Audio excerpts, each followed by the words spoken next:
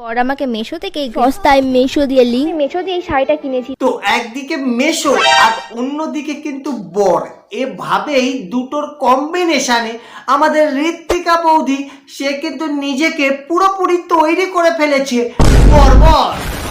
ভিডিওটি শুধুমাত্র মজার জন্য বানানো। ভিডিও দেখবেন, মজা নেবেন, চলে যাবেন, গায়ে মাখবেন না, কেমন?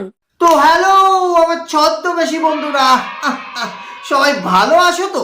আজকে আমরা কথা বলতে চলেছি কিন্তু এই ঋত্বিকা বৌদিকে নিয়ে, যেখানে দোগলামি থেকে শুরু করে নোংরামি কোনোটাই বলা বাদ যায় না।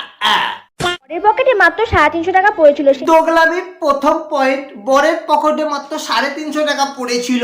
আর এভাবেই কিন্তু নেকা কান্না, মরা কান্না, অভাবী কান্না কেঁদেই কিন্তু আমাদের ঋত্বিকা বৌদির বর্তমানে জীবনযাপন হচ্ছে। তো বর্তমানে ছদ্মবেশী বন্ধুরা ব্লগিং এর নামে কিন্তু নোংরামি মাত্রা কিন্তু বাড়িয়ে দিয়েছে আমাদের এই শানে ঋত্বিকা।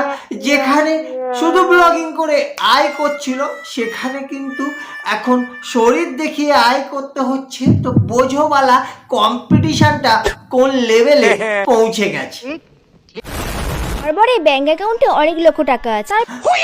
ওই তো আমি শুরুর দিকেই বলছিলাম দোগলামি। একদিকে বরের পকেটে 350 টাকা পাওয়া যাচ্ছে, আবার কিন্তু বরের অ্যাকাউন্টে কয়েক লক্ষ টাকা আছে। তো দোগলামি মানে নিজেই জানে না কোনটা ছেড়ে কোনটা পাবলিককে খাওয়াবো। আর আমরা সকলেই জানি, যেহেতু আমরা পাবলিকরা সেই লেভেলের বোকা, কাজেই কিন্তু আমাদের যেমনটি খাওয়ানো হয় আমরা কিন্তু সেটাই খেতে ভালোবাসি। আমি নিজেকে আলিয়া ভাট বলেছি, সবাই আমাকে গালাগাল দিল। এই কেন কেন কেন কেন আলিয়া ভাট মানে গালাগালি দেওয়ার তো কথা নয়, তুমি তো সত্যিকারেরই অপরূপা। আলিয়া ভাট তার থেকে ছাপিয়ে যাবে বই কি, পিছিয়ে আসবে না। বললো আলিয়া ভাট না, শ্রদ্ধা কাপুরের মতো দেখতে। আচ্ছা আচ্ছা, মানে এখন আমার কাছে প্রশ্ন হচ্ছে কাকে বেশি সুন্দর দেখতে, মানে আলিয়া ভাটকে না শ্রদ্ধা কাপুরকে? ও সরি সরি সরি, তোমাকেই সব থেকে বেশি সুন্দর দেখতে। খাসির মাংস খেলে নাকি ছেলে হয়, আমার শাশুড়ি বলেছে। সেই এখনো কিন্তু অনেক মানুষজন এরম আছে, মানে অনেক ফ্যামিলি এই সমাজের বুকে দাঁড়িয়ে যারা কিন্তু ঘরের প্রদীপ জ্বালাবার জন্য, মানে বংশের প্রদীপ জ্বালাবার জন্য একটি পুত্র সন্তানের আশা করে চলেছে। কত খাওয়ানো হয় শুধুমাত্র একটি ছেলের আশায়। সেখানে এমন একটি টোটকা যেটা আমাদের ঋত্বিকা বৌদি বলার চেষ্টা করেছে। উনারই শাশুড়ি এই টোটকাটা দিয়েছে কি না, খাসির মাংস খেলে নাকি ছেলে হয়। মানে একবার জিজ্ঞাসা করতে হবে মা থেকে শুরু করে আরো বেশ কিছু গুরুজনকে, কারণ আমি যতদূর জানি সেই সময় তো মানে এই সময় খাসির মাংস খাওয়ার পয়সা নেই, তো বলা সেই সময় আদৌ আমার মায়েরা খাসির মাংস খেয়েছিল কিনা। কথাটা ঠিকই বলেছেন। নেন্সি কি টেস্ট করে নেগেটিভ বেরো না পজিটিভ বেরোলো? সানি কি আবার বাবা হয়ে গেল? ঋতিকা কি আবার মা হলো? সত্যি কথা বলতে আমি প্রেগনেন্সি কিট কিনতে গিয়ে বর্তমানে কিন্তু এভাবেই লোকে ভিউ তুলছে। যখন দেখছে ভদ্রসভ্য শাড়ি পরে, ভদ্রসভ্য চুড়িদার পরে ভিউ উঠছে না, তখনই কিন্তু এভাবে গল্প করার অছিলায় নিজস্ব শরীর দেখিয়ে কিন্তু ভিউ তোলার চেষ্টা করছে। আর যত ভিউ আমরা ততই জানি একদম মুঠো নয়, মুঠো মুঠো টাকা। আর টাকার লোভ কার না থাকে, যত বেশি পাওয়া যায় তাই কিন্তু এই অভাব পক্ষের এ ধরনের শরীর দেখানোর সূচনা।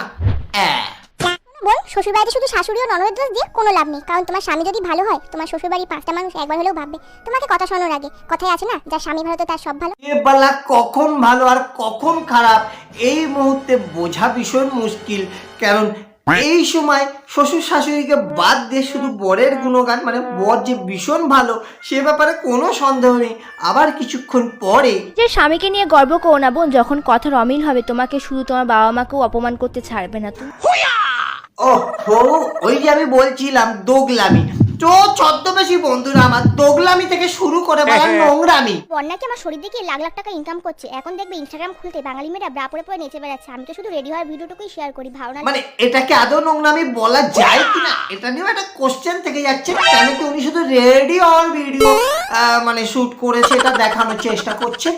আর যাই হোক, ব্রা তো পড়ছেন না, যেহেতু উনি শুধু মাত্র নোংরামির নামে এই সকল ভিডিওগুলো বানানোর চেষ্টা করছে যেখানে রেডি হওয়ার, আর ওখানে মানে ইনস্টাগ্রামে, সেখানে কিন্তু শুধুমাত্র ব্রাড করে যেহেতু ভিডিও বানাচ্ছে তাই সেটা অন্য লেভেলের নোংরামো। এটা কিন্তু যথেষ্ট ভদ্রসভ্য, এ ব্যাপারে বলা কারোর কোনো সন্দেহ নেই। হতে পারে তাতে পেট থেকে শুরু করে গেট ইত্যাদি দেখা গেলেও, কাজেই বলা বেশি চাপ নেওয়ার দরকার নেই। তোমরা তোমাদের মতো খেটে যাও এভাবেই। আর এভাবে আমরা জানি যারা খাটে তারা খুব সহজে কিন্তু দাঁড়িয়ে যায় এবং মুঠো মুঠো আয় তো আছেই। তো বলা ছদ্মবেশী বন্ধুরা আমার, ভিডিওটা বলা আজকের মতো এটুকুই। এটাই হচ্ছে শানি ঋত্বিকার বর্তমানে কিন্তু কন্টেন্টের মূল ইউএসপি, যেখান থেকে মানে বর মানে শানিকে এখন আর ক্যামেরার সামনে খুব একটা দেখা যায় না। সে সবসময় বইয়ের মানে শাড়ি পরার ভিডিও শ্যুট করে দেয় এবং ঋত্বিকা সে কিন্তু সেটার মাধ্যমেই কিন্তু আয় করে চলেছে। এবং এভাবেই কন্টিনিউ বলা এখান থেকে ওখানে উঠতে টাকায়, মান সম্মানে নয়। আর আমরা বলা এভাবেই কিন্তু কন্টেন্ট গুলো আনতে থাকি যাতে সমাজের বলা বন্ধ চোখটা খুলে যায়। তো বলা ছদ্মবেশী বন্ধুরা, দেখা হচ্ছে খুব শীঘ্রই আরো একটা মজাদার ধামাকাদার ইন্টারেস্টিং এরকমই ভিডিওতে। ততক্ষণের জন্য তোমরা জানো তো বলা নিয়ে বসে আছি, হৃদয় বার করে দিলাম। নমস্কার নিও।